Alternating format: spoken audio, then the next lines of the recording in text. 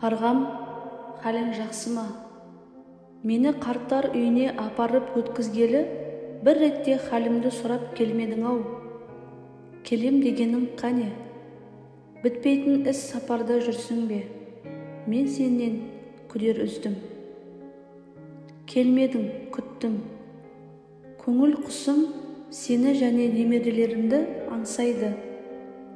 Тентектерімнің әрбір қылығы жадымнан кетпейді. Түн сайын түсіме кіреді. Ұйқы дейтіндей қайбір ұйқы көреді дейсің.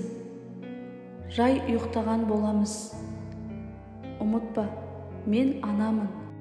Тілекшісі дайым баланың. Жүрегімде жасырулы жарамың. Кешіп өтер дәрменім жоқ. Кесірлердің адам аспас аралын. Мен анамын, анық ұғар өмір сауалын. Сен жаңылдың сауалдан, қате болды жауабың. Әкең қайтқан уақытта мен қаншада едім? Топ-тура 24 жаста едім. Жастығымды сенің жолыңа арнадым. Сені осы күнге жалғыз жеткіздім.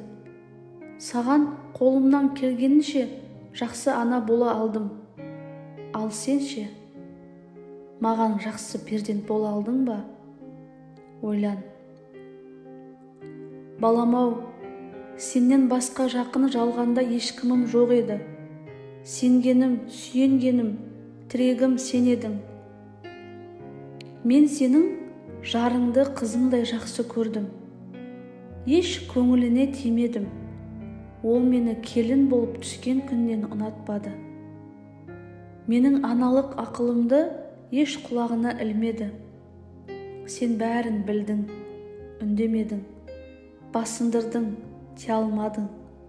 Ер адам намыс пен қайратты ту етпесе, сөзі өктем шықпайды. Отбасында белігі болмайды. Мінезді жан едің, алып толға нар едің ғой. Бұл жақта жағдайым жақсы деп санайсың ба? Жоқ. 14 бөлмелі үйіңе симадым. Келіннің иті мен мысығы жүрген жерде маған орын табылмады. Бар дүниедегі қызығымнан айырдың. Мехмет пен Айша мені іздеп жылаған кезде не дедіңдер? Мені өлді дедіңдер ме?